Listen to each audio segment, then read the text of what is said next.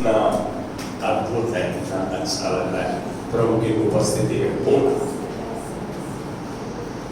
आप सब आज प्रभु की उपस्थिति में हैं। शुरू से जो स्तुति आराधना के गीत चल रहे थे, तो उत्साहित किया जा रहा था, एक बात पर आधारित था, एक बात पर फोकस था। मालूम है, मैं उस शीर्षक को, उस अनुमान को, उस टाइटल को पहले नहीं बताएगा, लेकिन सच बात तो ये है, संसार में जीवन बिताते हुए, मेरी बात तो समझ रहे हैं, संसार में जीवन बिताते हुए, जीवन जीते हुए ऐसा महसूस होता है कि हम अपने बुद्धिमानी से, अपनी ताकत से, अपने धन से, अपनी पहुंच के द्वारा सब कुछ कर सकते हैं। मैं किस मंत्री को जानता हूं, बॉडी मेरी पहुंच कब तक है, कहां तक है, मैं उस अफसर में जानता हूं, मैं इसको जानता हूं, मेरा पापा ये है, मेरी मामा ये है, सब कुछ ये है। हम क्या कह रहे हैं, अपनी सामर्थ्य के बारे में बात कर रहे हैं, अपनी पहुंच के बारे में, अपने धन के बारे में। कल भूचाल आ जाए और सब कुछ जमीन के नीचे धंस जाए, क्या होगा? कोई बता सकता है उसको? रामपुर भी जमीन के नीचे घुस गया, सारे घर बार सब कुछ खत्म हो गया, कोई गैस नहीं है, कोई भैंस गाय भी सब भाग लिए, क्या होगा? देव सब कुछ खाली जमीन जमीन ऐसे बंजर सी, उखड़ खावड़ सी, क्या होगा उस समय? बैठ के गोदे में रोने हो गया, प्रभु ऐसा कैसे कर दिया तुमने, है? सच बात तो यही है। क्या करेंगे उस समय? कोई अच्छा बच्चा उत्तर देगा, सारे अच्छे हो यार, आप उत्तम हो। गिरिराज क्या करेंगे उस समय?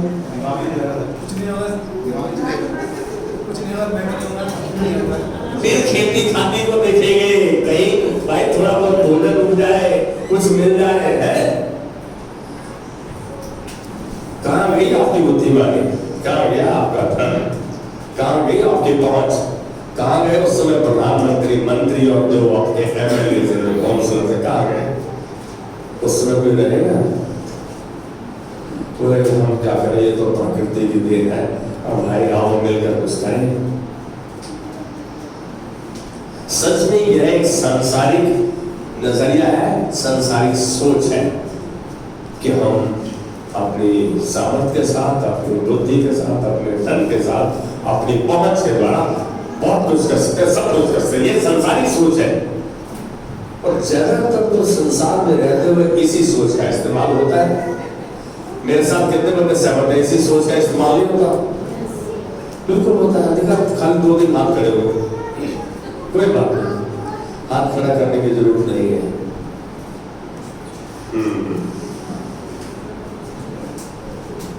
हम जो भी प्लान बनाते हैं, जो भी योजनाएं बनाते हैं, हम सब कुछ अपनी योजना के अनुसार पूरा होता नहीं देखते। क्या मेरी बात से सहमत है? जो कुछ हम सोचते हैं, जैसी योजना बनाते हैं, जैसे हम काम करते हैं, क्या सब कुछ पूरा होता है? नहीं होता। यदि पैसा धन कमा लिया तो स्वास्थ्य बिगड़ गया,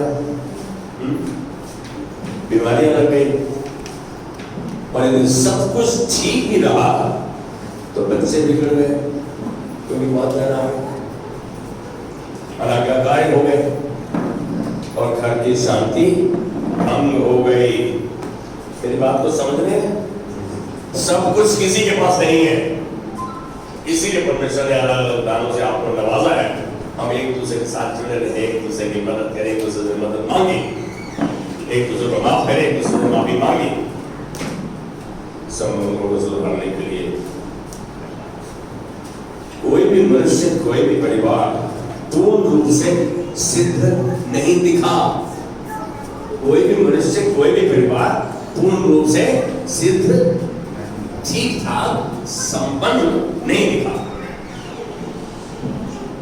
तो प्रश्न उठता है, कैसे सफल, सिद्ध शांति प्रिय और आनंदमय जीवन व्यतीत कर सकते हैं, उसका एहसास कैसे कर सकते हैं?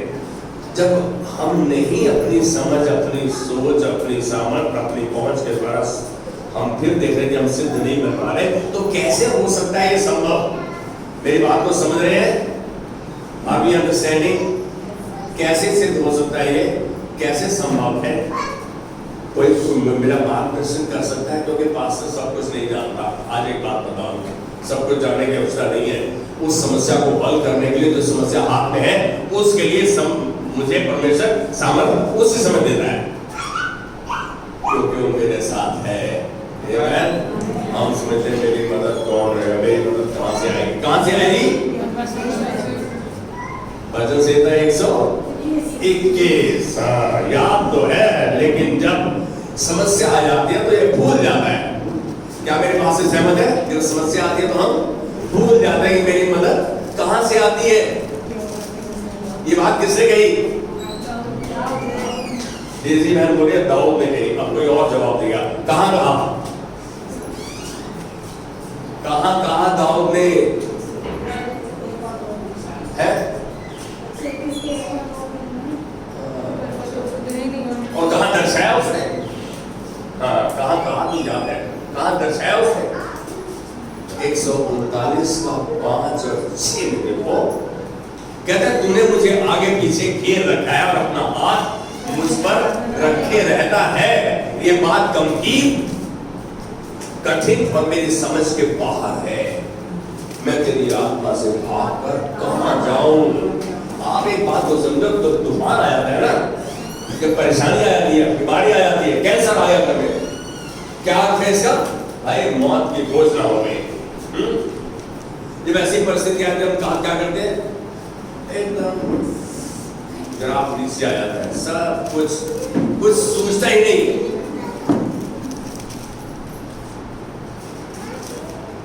आज एक बात कहूंगा, यदि आपके मन में, आपकी आत्मा में, आपके जहन में कोई समाधान नहीं दिखता, तो प्रभु के पास आ जाओ। आज ये लास्ट गीत क्या गा रहे थे? मेरा दिल बने तेरा सिंहासन, सेकंड लास्ट। प्रभु मेरा दिल बने तेरा सिंहासन, तू उसमें वास करे। इसमें मतलब कौन वास करे? यीशु मसीह आया। यीशु मसीह एक बार स्वर्गारोहण हुआ, क्या वो नीचे आया? सुना, क्या यीशु मसीह एक बार स्वर्ग में चढ़ा तो नीचे आया है? देसी में अच्छा आएंगे, वो तो मालूम है। क्या वो आया नीचे?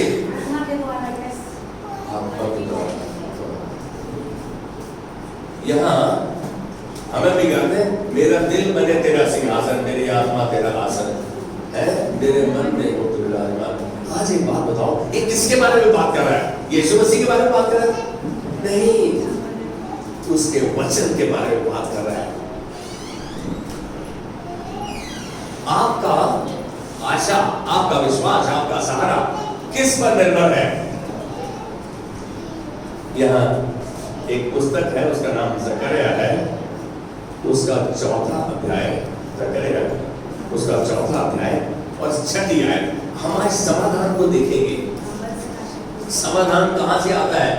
समाधान परमेश्वर के वचन में है, लेकिन क्या मैं उसे जानता हूं? क्या मैं उसे समझता हूं? क्या मैं उस पर चलता हूं? थोड़ा सा अलग है। आइए इस प्रभु के वचन को देखें, कैसे परमेश्वर हमें ऐसा करने में हमारी मदद कर सकता है। यस, कौन पढ़ेगा? तब उसने मुझे उत्तर देकर कहा, हाँ, जेरुब्बाबेल के लिए यहोवा का ये वचन है, हाँ, ना तो बल से और ना शक्ति से, परंतु मेरे आत्मा के द्वारा होगा। मुझे सेनाओं के यहोवा का यही वचन है। सेनाओं के यहोवा का, आज अंशु बोल दी, परमेश्वर का वचन है। सेनाओं के यहोवा का ये वचन है। मेरी सामर्थ्य के द्वारा नहीं, मेरी बुद्धि के द्वारा नहीं, मेरे पैसे द्वारा, मेरी आत्मा के द्वारा, उसके वचन के द्वारा होगा। आज शायद हम बहुत बार इसी बात पर केंद्रित करते हैं अपने दिमाग को कि मेरी कौन मदद कर सकता है, मेरी मदद कहां से आएगी। अरे मेरे पास तो कुछ भी नहीं हो रहा, मैं जहां कह रहा हूं हाथ लगा रहा हूं वहीं पे फेल हो रहा हूं, पैसा बचता ही नहीं, जेब में मूड़ी है, नीचे निकल जाता है। जीवन में सच्ची सफलता प्राकृतिक रूप से पवित्र आत्मा के साथ संबंध पर आधारित है। आप समझ रहे हैं? हम समझते हैं कि मेरे पास बस 50 लाख 1 करोड़ रुपए आ रहे, मजा आ जाएंगे, है ना?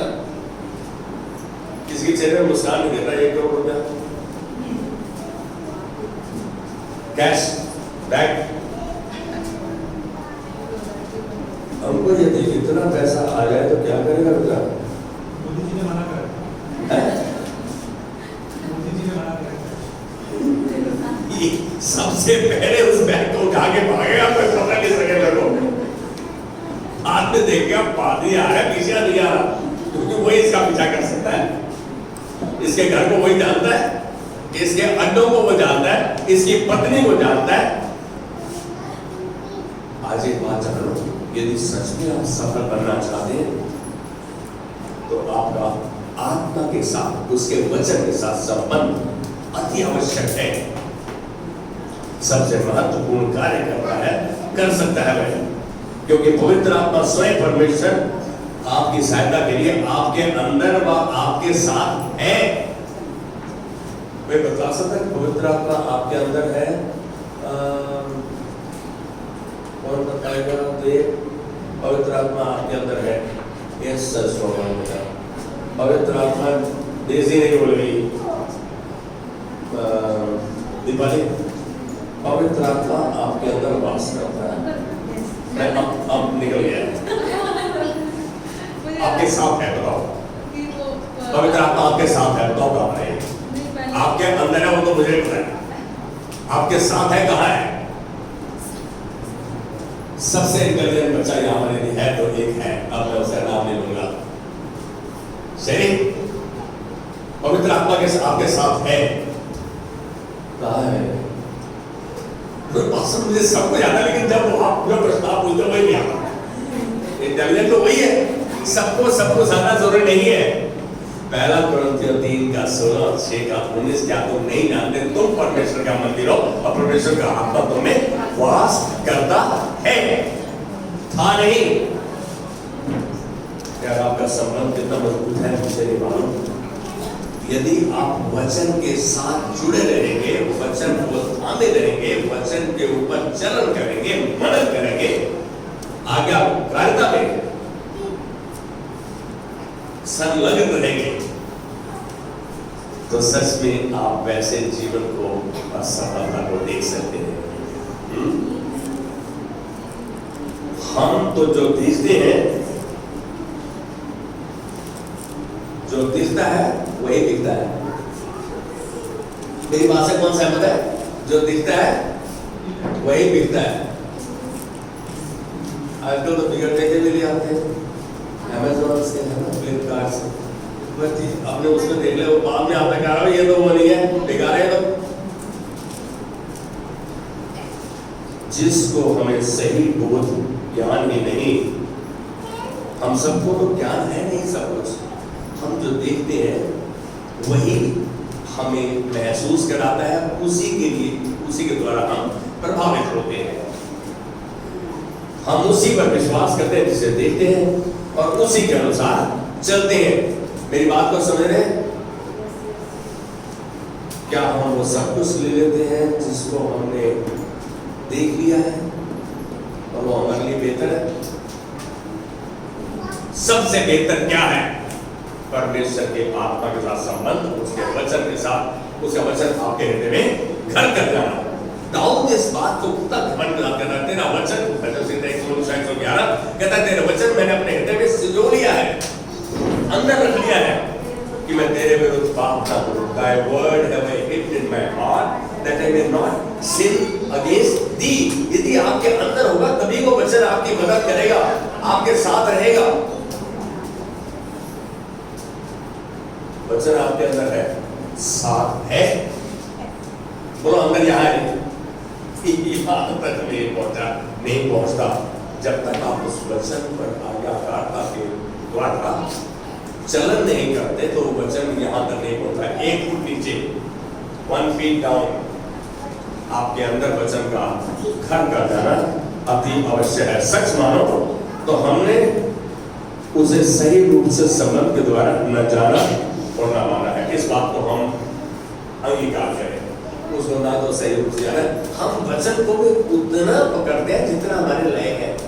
We don't catch the word of God comprehensively, collectively, संपूर्ण रूप से नहीं देखते। हम अपने फायदे की चीज को देखते हैं।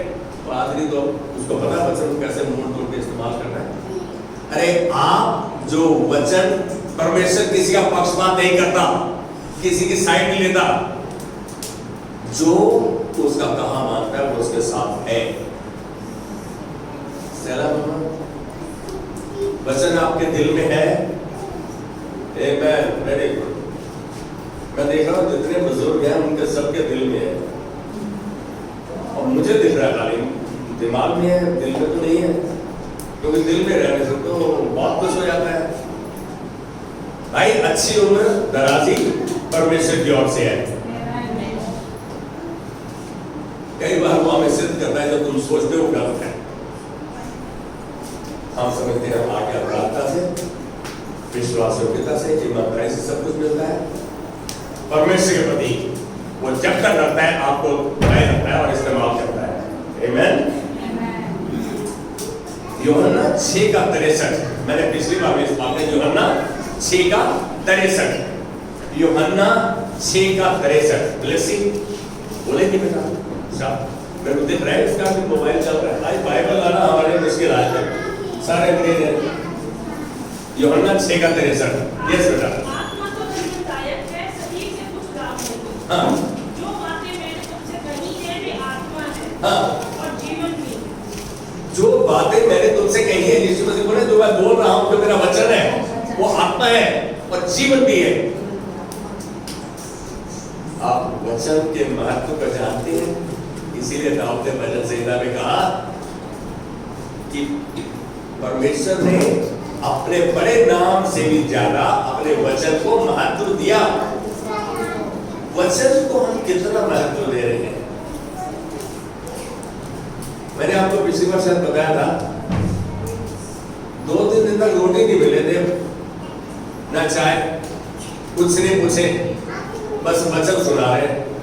बोलो झाड़ू मार वचन को, अरे चाय मिला, अरे नाश्ता दे, इसी में सच बात है। तो प्राथमिकता किसको हो गई? सच बोल रहे हो। प्राथमिकता किसको बेटा? कौन सबसे पहले वचन को प्राथमिकता देता है? राज रानी झूठ बोल रही है और इसको पता नहीं था ना। घर में कोई बीमार हो जाए, परेशानी में, उस समय वचन नहीं, प्रार्थना करते हैं बस प्रभु तू देख, है ना, तू देख। आज एक बात कहूंगा, जब हम 6:63 पढ़ रहे थे तो उसका वचन का महत्व पता लग रहा था। पवित्र शास्त्र में रोमियो 9:16 में कुछ कहा गया है। ऐसे कहता है रोमियो 9:16, रोमियो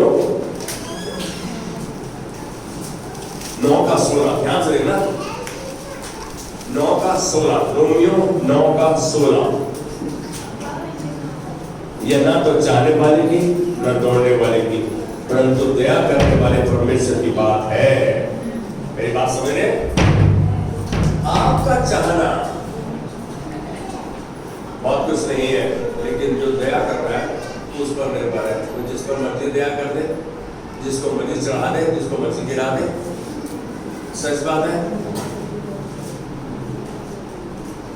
हमने बहुत बार देखा है कि जीवन में उतार चढ़ाव आते हैं, जीवन में उतार चढ़ाव आते हैं। कौन स्थिर रहता है? जो वचन में स्थिर रहता है वो किसी भी परिस्थिति का सामना कर नहीं पाता है। ऐसा कैसे है?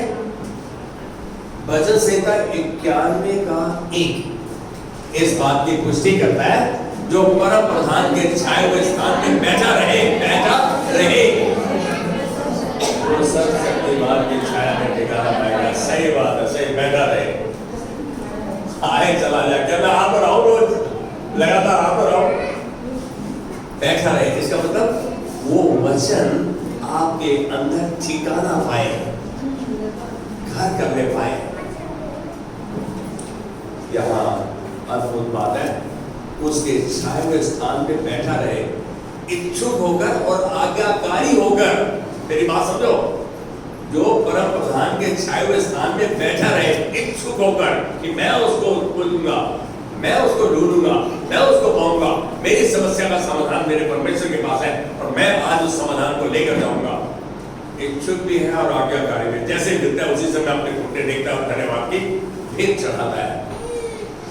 और मैं एक बार तुम्हारा आपका पास्टर समस्या में फंस गया, विदेश में था, समस्या कुछ गहरी थी, मेरे पास पैसे नहीं थे और मुझको वो $2000 ट्रेजरी में जमा करा रहे हैं। इच्छा तो थी कि आ जाए और मिल जाए और काम हो जाए, लेकिन काम नहीं हुआ, काम नहीं हुआ। मेरे एक मित्र हैं जो अच्छे पास्टर हैं, मैं कहूँगा जिन्होंने प्रभु का वचन मुझको दिया, वो मेरे को बोले टंडन प्रार्थना करेंगे। अब मैं उस समय मजबूत नहीं था, 3-4 महीने 6 महीने का बच्चा था प्रभु में। अब मैं बोला पैसे चाहिए, पैसे, प्रार्थना करेंगे। उस समय दिमाग संसारिक पूर्ण रूप से था। प्रार्थना की, शाम के 8-9 बजे तक कुछ नहीं हुआ। शाम को क्योंकि घर पास है, उनके पास गया, कह रहा टर्नन कुछ हुआ, मैं बोला नहीं हुआ। मेरी बात को ध्यान से सुनना, परमेश्वर ने पहले से निश्चित कर रखा था। समस्या ऐसी थी, समस्या गंभीर थी, मेरी समझ के बाहर थी। एक शख्स वहां का लोकल, बहुत अमीर, टी-शर्ट और निक्कर में, लंबी सी कार में आया, बहुत हिंदी नहीं आती थी उसको। तो मेरे कहने का तात्पर्य, परमेश्वर ने उस शख्स को कैसे इस्तेमाल किया। मुझे $2000 चाहिए थे, उसने $2000 का चेक काटा, कैश का, और मेरे हाथ में दिया। वहां के बैंक के लोग, वहां के अफसर सब जानते हैं ये चेक किसका है। जहां की पॉपुलेशन ही 15,000 हो द्वीप की, क्या करोगे आप, सब जानते हैं। लोग हैरान हो गए, इसके पास $2000, जनरल के पास कैसे आ रहा। मेरे मुंह से एक शब्द निकल गया, डेविड थैंक यू। जो मेरे दोस्त मेरे से छोटे हैं लेकिन प्रभु में बहुत मुझसे ऊपर है, मैं कहूँगा। मालूम ने कहा शट अप कर, तुम डेविड को धन्यवाद नहीं देगा। घुटनों पर आकर 1-1.5 घंटा रोता रहा हूँ कि प्रभु आज माफी मांगते हैं कि हमने तो रात के 12 बजे तक तुझ पर विश्वास नहीं किया। क्या हम विश्वास करते हैं? हमारे मुख का कथन बता देता है कि हम अविश्वास में है। उसके बाद उसने प्रभु को धन्यवाद दिया कि प्रभु हमारे हठीलेपन के ऊपर हमें माफ कर, हमने तो रात के 12 बजे तक तुझ पर विश्वास नहीं किया। आज एक बात बता रहा हूं, अरे विश्वास करो, परमेश्वर की महिमा को देखोगे। विश्वास के द्वारा उस पर आधारित रहो, अपने मार्ग की चिंता यहोवा पर छोड़, उस पर भरोसा रख, वही पूरा करेगा। शांत रहना, धीरज रखना, वेट करना, ये आपकी मदद करेंगे। हम क्या समझ रहे हैं? अक्षय सबसे लंबा चौड़ा बेटा है इस चर्च में। क्या अक्षय किसी से भी बढ़ जाएगा, किसी को झापड़ मार देगा? अक्षय को सामर्थ्य की शांत रहता है। दुबला पतला अब मार के दिखा, अब मार है भाई। जो सामर्थ्य है, जो ताकतवर है, उसमें शांति बना। परमेश्वर में आप सब सामर्थ्य हैं, आप में वो सामर्थ्य होनी चाहिए कि आप किसी भी ऐसी परिस्थिति का सामना कर सके। और आपको मालूम है, आपके पास सबसे बड़ा पदार है कि आप आंखें बंद करते हैं, विनती के द्वारा उस मुद्दे को परमेश्वर के हाथ में दे देते हैं। आपको पता है फिर आप परमेश्वर किस रूप से, कैसे, कब, कहां मेरी मदद करेगा। मुझे मालूम मेरी मदद उसी के पास से आती है। लेकिन यदि 2-3 दिन, 4 दिन, 2-3 महीने, 2-4 साल, 10 साल नहीं हुआ, हम क्या करते हैं? अरे यार इस पास्टर के चर्च में जाएंगे, यहाँ आत्मा काम नहीं करती। अरे तुम्हारा प्रभु ने उत्तर नहीं दिया, उसको नहीं ठीक लगा, वो कह रहा जिसको चाहे बढ़ा दे, जिसको चाहे गिरा दे, जिस पर चाहे करुणा करे। हमें ये बात तो समझ में नहीं आती, हमारे लिए क्या बेहतर है हमको नहीं पता, परमेश्वर को जरूर पता है।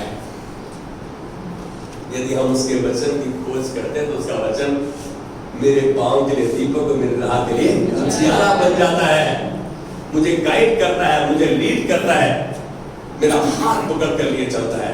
मालूम है परमेश्वर कहा था, मैं तुझे अपने धर्म में दाहिने हाथ से संभाले रहूंगा, मैं तुझे हाथ पकड़ कर लिए चलता हूं उस मार्ग से जो मुझे पसंद है। प्रभु कह रहे हैं भजन संहिता 25 का 12 कहता है ना, कौन है जो यहोवा का भय मानता है, यहोवा उसको उसी मार्ग से जिससे वो प्रसन्न होता है चलाएगा, वो चलाएगा। हम है कि हमारा दिमाग फेरा फेरी चोरा चोरी चकारी जो कुछ कर सकते हैं हम करने को तैयार है, बस आना चाहिए। आज एक बात बताऊं, अमीर की अमीरी उसको रात को सोने नहीं देती, लेकिन गरीब जो मेहनत करता है ना, उससे वो जो खाता है उसको शरीर को लगता है और रात को आराम की नींद सोने पाता है। यदि इस चीज को समुपदेशक मानते हैं तो साफ है इस बात का। तो हमें क्या चीज चाहिए, हम इच्छुक रहने से और आज्ञाकारी रहे।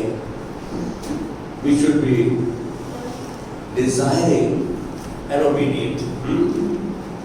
यह केवल मनुष्य की इच्छा पर ही निर्भर नहीं, लेकिन परमेश्वर की दया पर निर्भर है। परमेश्वर किस पर दया करता है? मैं तो प्रभु का कहना भी मानता हूँ, मैं मनोज बेटा विश्वास भी लाता हूँ, मैं सब कुछ करता हूँ जो मुझको मेरे अगुवे कहते हैं। प्रभु मेरी प्रार्थना करने सुन रहा, मैं समझता हूँ ये नकारात्मक प्रार्थना को बंद करें हम। प्रभु तूने मेरी प्रार्थना सुन ली है, हमेशा मेरी प्रार्थना सुनता है, आज तू तेरे मेरी प्रार्थना सुन ली है। आपको बोलने की आवश्यकता नहीं है, परमेश्वर सब कुछ जानता है। हम कितनी लंबी लंबी प्रार्थनाएं करते, यीशु मसीह ने हमें एक नमूना दिखाया। यूहन्ना के 11वें अध्याय में वो कह रहा है कि प्रभु तूने तो मेरी प्रार्थना पहले से सुन ली है, आज भी तूने मेरी प्रार्थना सुनी है, हमेशा मेरी प्रार्थना सुन लेता है।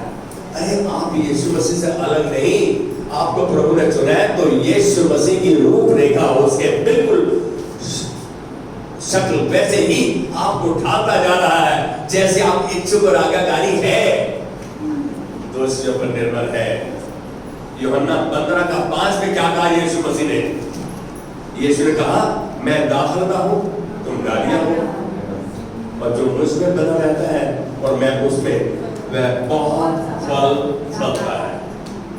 भाई प्रभु के वचन को जानो, समझो और आज्ञाकारी रहो प्रभु में बने रहने के लिए। कहता है बहुत फल लाओगे, आप उसी दिन से फल लाना शुरू नहीं करोगे।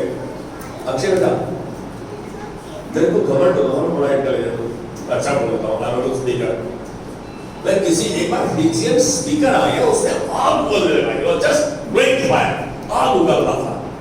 मैं लगा ये कैसे अच्छा मैं बोल सकता हूँ। सच मानो इंडिया में वापस आ गया, 10 साल तक माइक हाथ में नहीं आया, 10 साल तक माइक हाथ में नहीं आया। प्रभु बोलता है बैठा रहे यार, आप समझते हो कि परमेश्वर, क्योंकि उस समय घमंड था, मैं बहुत कुछ जानता हूं, मुझे बहुत अच्छा पता है, खड़ा हो जाता था तो जैसे कैसेट से ला दो, कैसेट प्लेयर।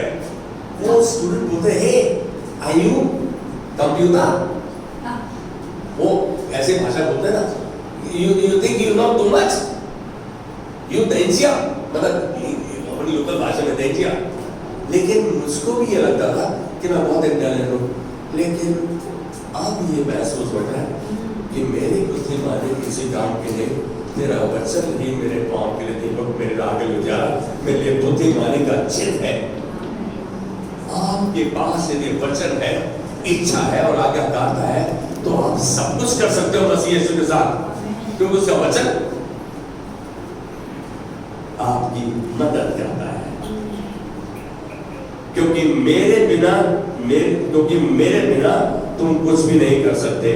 आज एक बात जान लो, मैं बहुत कुछ कर सकता हूं, तो मैं वचन में बना रहूं, आज्ञाकारिता में बना रहूं, उसकी इच्छा को पूरा करो, वो यही चाहता है।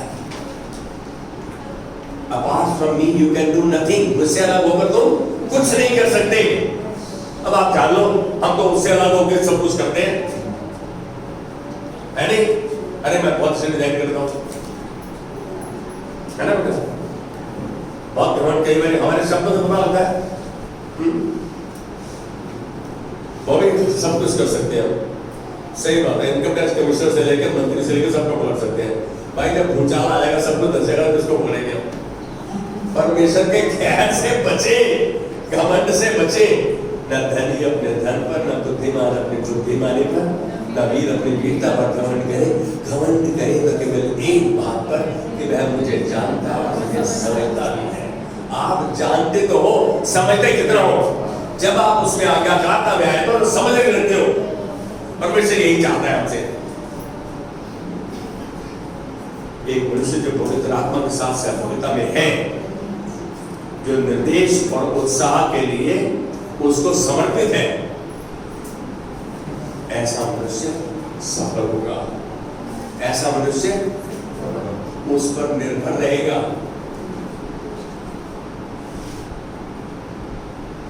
भजन संहिता एक निर्भर रहेगा। क्या है? यदि प्रभु में निर्भर रहूंगा, तेरी आज्ञाकारिता में, तेरी ईमानदारी विश्वास योग्यता में बना रहूंगा तो क्या हो जाएगा? प्रभु बोला ऐसा मनुष्य, उसकी चर्चा उसने भजन संहिता 1 का 1 से 3 में की। क्या कहा? कोई बोलेगा? हाँ बोलो, बोलो। चलो इंग्लिश में बोलो, मैं हिंदी में उसका अनुवाद कर देगा। nor stands in the path of sinners, nor sits in the seat of the scornful, but his delight is in the law of the Lord, and in his law he meditates day and night. खाली तीसरी आयत बोलो, एक साथ तीन बोलो। खाली तीसरी आयत, हमको पता है शुरू से करके आता है। तीसरी आयत, also shall not fall, and whatever he does, the ungodly are not so butter like the shaft. Yes, ये तू बोल। मैं उस वृक्ष के समान बहती नालियों के किनारे लगाया गया है और अपनी ऋतु में फलता है, और जिसके पत्ते कभी नहीं मुरझाते नहीं, इसलिए जो कुछ वह पुरुष करे वह सफल होता है। धन्य है वह पुरुष जो दुष्टों की युक्ति पर नहीं चलता, न ही पापियों के मार्ग में खड़ा होता है, न ही ठट्ठा करने वालों की मंडी में बैठता है। हाँ, तो क्या करता है? वह प्रभु के वचन से देखता है, उसके वचन पर दिन रात मनन करता है। उस वृक्ष के समान है जो नालियों की नदियों के किनारे लगाए जाते हैं, जिसके पत्ते कभी मुरझाते नहीं, वो अपनी ऋतु में फलता है। इसका मतलब परमेश्वर फलवंत करेगा आपको अपने समय में, अपनी ऋतु में। हम तो ऐसा करते हैं, आम का पेड़ लगा दिया, बम्बू का पेड़ किसने देखा है?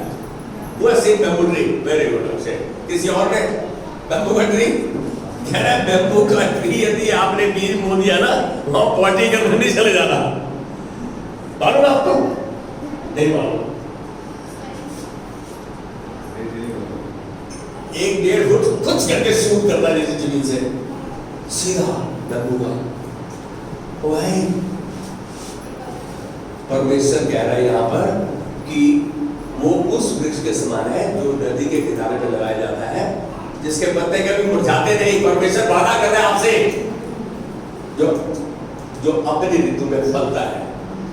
आज एक बात जाने, परमेश्वर आप यदि इच्छुक है और आज्ञाकारी है, आपके लिए कह रहा है कि आप उस पेड़ के समान रहोगे। ऐसे वो लाल लकड़ी के पेड़ के बारे में बोला, कितना अच्छा है। 300 फुट की ऊंचाई पेड़ की, तना कितना चौड़ा उसका है, उसकी जड़ें आपस में एक दूसरे को पकड़ के जमीन को थामे रहती है। आज पहाड़ क्यों खिसक रहे हैं मालूम है?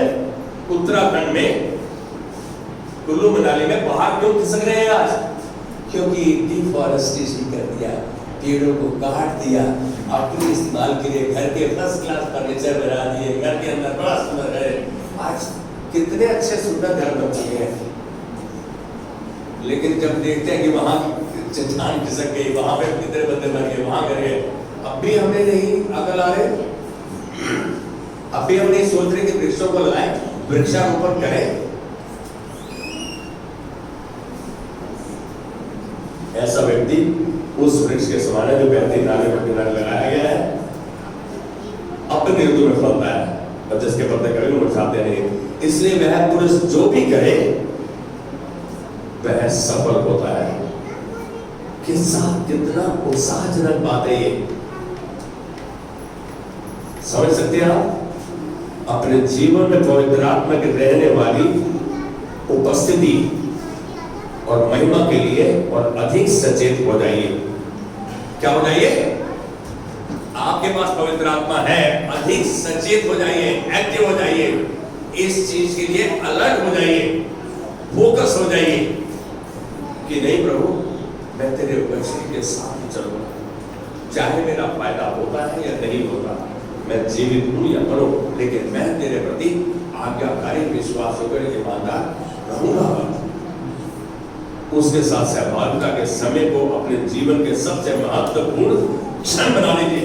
जो संगति परमेश्वर के साथ करते हैं उसको इम्पोर्टेंट, बहुत इम्पोर्टेंट, मोस्ट इम्पोर्टेंट समय बना लो। पवित्र आत्मा के साथ सहभागिता का एक क्षण आपके जीवन भर का लाभ दे सकता है। कोई मेरे को वचन मिलाएगा, दूसरा पत्रस 3 अध्याय शायद 8वीं आयत है, क्या कहता है? One day with the Lord is like 1,000 years and 1,000 years like one day. प्रभु के साथ एक दिन 1000 वर्षों का 1000 वर्ष एक दिन के बराबर। उल्टा कर दिया है तो नारी भी सारी है कि सारी भी से नारी है, नारी ही में सारी है कि सारी ही में नारी, पता ही नहीं है। रस छंद अलंकार। दूसरा पत्रस 3 अध्याय 8, 9, 10 यदि देखो, कोई पढ़ सकता है इसको? हे प्रियो, ये बात तुमसे छिपी ना रहे कि प्रभु के यहाँ एक दिन 1000 वर्ष के बराबर है। प्रभु के यहाँ का एक दिन 1000 वर्ष के बराबर है और 1000 वर्ष एक दिन के बराबर। क्या ये क्या है? आप में से कोई खड़ा होकर मुझे बता दे इसका अर्थ क्या है। मेरे को शायद कम आता है इसको, प्लीज। प्रभु के उपस्थिति में का एक दिन 1000 वर्ष के बराबर, और संसार में उपस्थिति और आप अपने हिसाब से खोल रहे 1000 वर्ष तक वो एक दिन के बराबर। आप क्या बात है?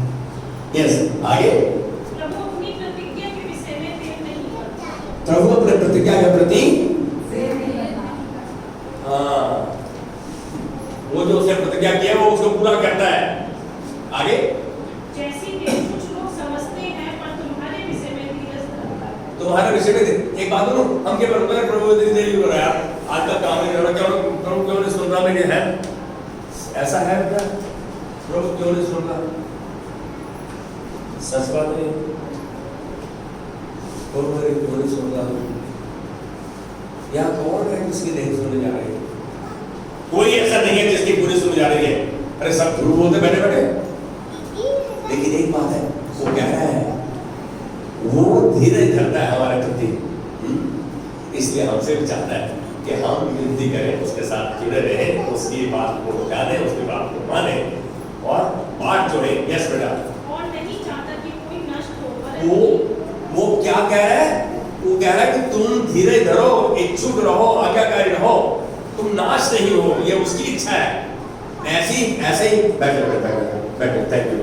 ऐसा ही वचन एक है याकूब की पत्री में 1 अध्याय 2-3 कहता है, हे मेरे भाइयों, जब तुम नाना प्रकार की परीक्षाओं में पड़ो, समझे नहीं, यहाँ सीधा कह रहा है, तूफान आएंगे, परेशानी आएगी, जब तुम नाना प्रकार की परीक्षाओं में पड़ो तो इसे पूरे आनंद की बात समझो, क्योंकि तुम्हारे विश्वास के परखे जाने से धीरज उत्पन्न होता है। धीरज को अपना काम करने दो, वेट करो, इंतजार करो। कितना मुश्किल है? पापा ने बोला रसमलाई लाएंगे, हैं? तो रसगुल्ली भी नहीं लाए, रसगुल्ला नहीं कह रहा, रसगुल्ली। तो हो गया यार, आपने रसमलाई कहा था, अन्नपूर्णा की रसमलाई लाएंगे। मैं बहुत बार कह चुका, लेकिन कभी नहीं लाया, सॉरी।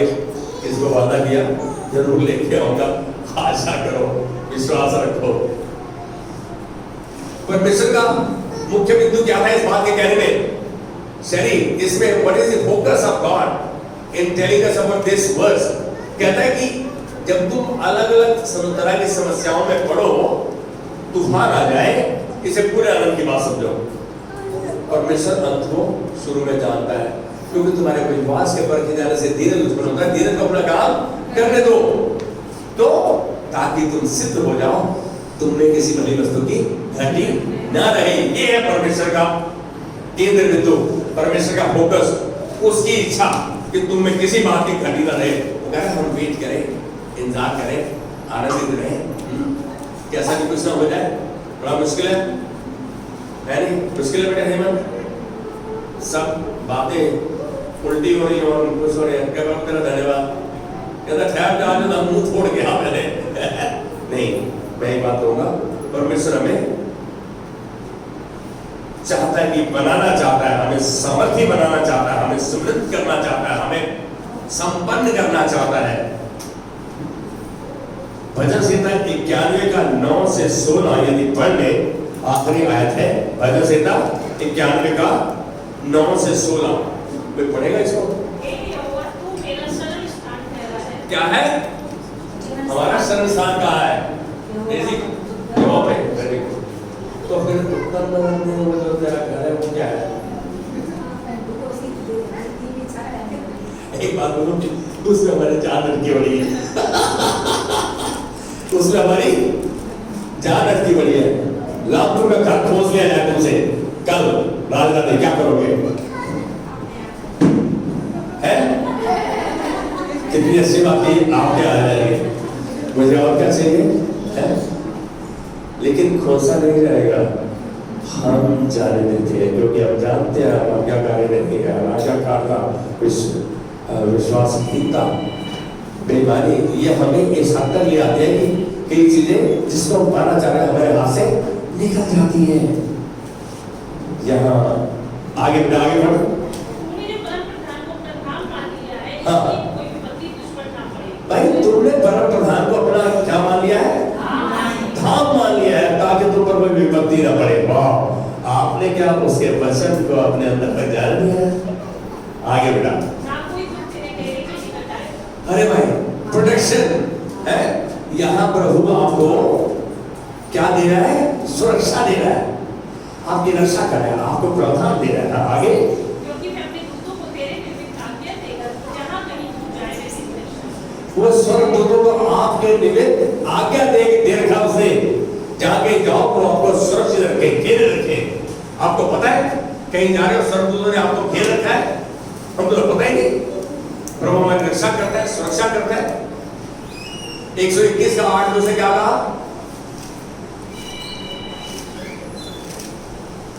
देखना नहीं कर सके, कह रहा है कि अब से सदा तक मैं आने जाने में तेरी रक्षा करेगा। तो क्या हम ऐसे में प्रार्थना करते हैं? हमारे प्रार्थना करो, आशीष यात्रा के लिए जा रहे हैं। पहले जमाने में यात्रा के लिए जाता था, गले में तारों पड़ता था, तो नहीं मिलेंगे नहीं मिलेंगे, पैदल जाते थे, ठेले में जाते थे। और आजकल तो हवाई जहाज में जाते हो, फिर भी प्रभु का धन्यवाद। आगे बढ़, वे तुझको हाथों हाथ उठा लेंगे, ऐसा ना हो कि तेरे पाँव में पत्थर। इसका मतलब तुझको कोई चोट, कोई भी हानि तुझको नहीं होगी। उसी को नाक को कुछ लेगा तो जवान सी और तेरे को लगावे। का 14, 15, 16 कितने अच्छे हैं, पढ़ रहा।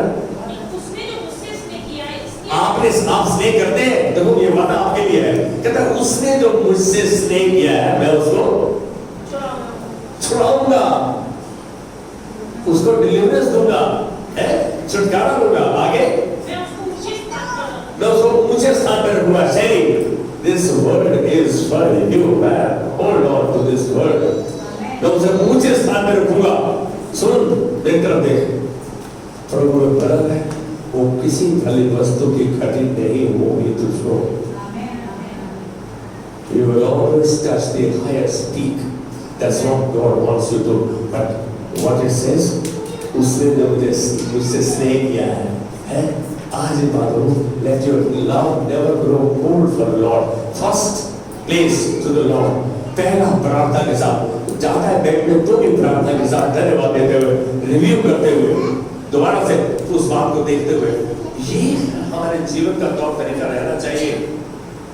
क्या मैंने आज की फाइल को सेटल कर लिया है सोने से पहले? आज दिनचर्या में मैंने क्या किया, किससे मिला, कहाँ झूठ बोला, क्या मैंने बकवास की, क्या मैंने ध्यान दिया? अरे फाइल में कैसे होती है, आप तो दूसरे भूल जाते हो। हमें सब कुछ याद रहता है, किसकी यादाश्त अच्छी है? हमें आप खड़ा करो, यादाश्त किसकी अच्छी है? कि अंशु कहने इसकी यादाश्त अच्छी है। यादाश्त किसकी अच्छी है? किसी और ने हाथ खड़ा किया था, पकड़े जाओ।